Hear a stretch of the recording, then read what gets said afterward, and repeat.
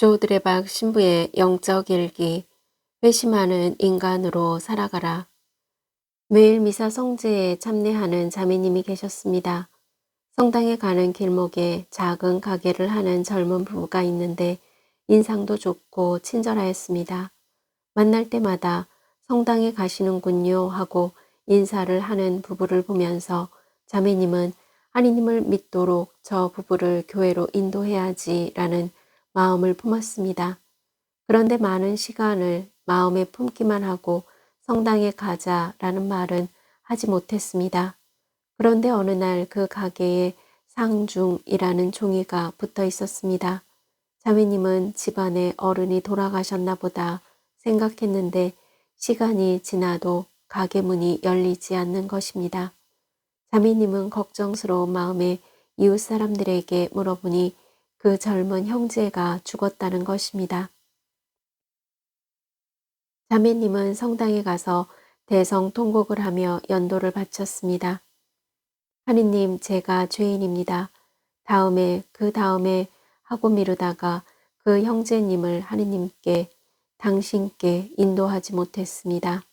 제 탓입니다. 그러나 때는 늦었고 후회해도 돌이킬 수 없는 일입니다. 그러니 늦지 않게 누군가의 예수님을 믿게 해서 구원의 길로 인도해야 합니다. 아멘.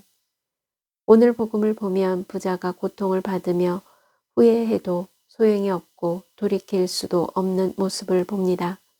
그러기에 예수님께서는 라자로에 관한 이야기를 통해 회심하는 인간으로 살아가라 라는 희망을 보여주십니다. 거지 라자로는 죽었을 때 천사가 그를 받들어 아브라함 곁으로 데려갔고 부자도 죽어 묻어서 젖송에서 고통을 받게 되었습니다. 여기서 아브라함 곁으로 갔다는 것은 라자로가 천국에 있고 아브라함의 후손이고 그리고 믿음으로 살았다라는 말씀입니다. 요한묵시록 21장 4절 말씀입니다. 그들의 눈에서 모든 눈물을 닦아주실 것입니다. 다시는 죽음이 없고 다시는 슬픔도 울부짖음도 괴로움도 없을 것입니다. 이전 것들이 사라져버렸기 때문입니다. 한마디로 영원한 안식입니다. 인간의 삶은 육체의 죽음으로 끝나는 것이 아니라 죽음 이후에 영원한 삶이 반드시 있다는 사실입니다. 물론 사람이 한번 죽는 것은 피할 수 없고 죽지 않는 사람은 없습니다. 그런데 저승에서 고통당하고 있는 부자의 간절한 소망이 있습니다. 세상에 있는 형제들이 고통당하는 저승에 오지 않는 것입니다. 그런데 아브라함은 거절합니다. 그들에게는 모세와 예언자들이 있으니 그들의 말을 들어야 한다. 매우 중요한 영적 진리입니다. 히브리서 9장 27에서 28절에 보면 사도 바울은 영적인 진리에 관해 이렇게 말씀합니다. 사람은 다 한 번 죽게 마련이고 그 뒤에 심판이 이어지듯이 그리스도께서도 많은 사람의 죄를 짊어지시려고 단 한 번 당신 자신을 바치셨습니다.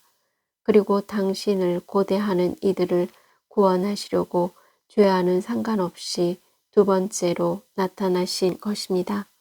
그러므로 지금 하느님께서는 말씀과 말씀을 전하는 이들을 통해서 구원의 길로 천국으로 인도하고 계시는 것입니다. 아멘. 사랑하는 고우님들, 어느 날에 십자가의 길 기도를 하면서 하느님의 자비를 간구하였습니다. 십자가의 예수님만이 저와 고우님들을 구원할 수 있습니다. 왜냐하면 오늘 부자처럼 저승에서 받았던 고통에서 벗어나는 길은 오직 십자가의 예수님 밖에 없다 라는 사실을 믿기 때문입니다. 더 은혜로운 것은 하느님의 자애는 고우님들이 지은 잘못과 죄보다 훨씬 더 자비롭다는 사실입니다. 그래서 고우님들이 미사 성제에 참례하고 십자가의 길을 걷는 것도 기쁘게 참례해야 합니다.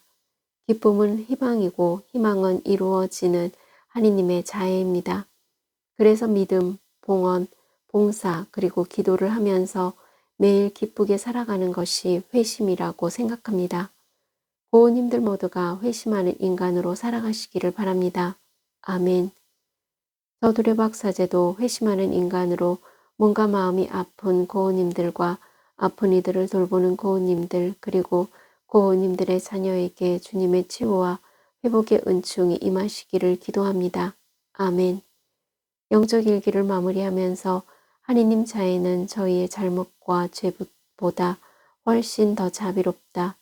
이제 고은님들은 삶의 자리에서 기쁘게 회심하는 인간으로 하느님의 자애를 얻어 치유와 회복의 은총을 누리시기를 주님의 이름으로 강복합니다. 아멘.